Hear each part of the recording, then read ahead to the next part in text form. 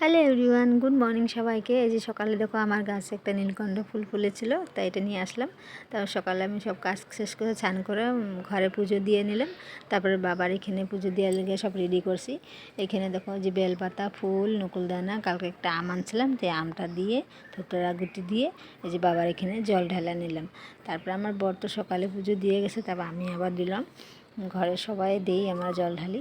তারপরে আমার এখানে বাবার এখানে পুজো দিয়ে সব কমপ্লিট পুরা। তারপরে এখানে আমি আবার রেডি হব, রেডি হয়ে যাব হলো একটু ডাক্তারের কাছে। তাই আমি বেরিয়ে পড়লাম, যে টোটো করে যাচ্ছি।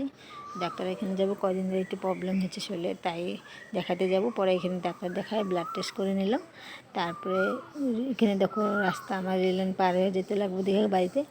ট্রেন যেতেছে, দাঁড়িয়ে আছে। তারপর ট্রেন যাওয়ার পর চলে আসলাম বাড়িতে।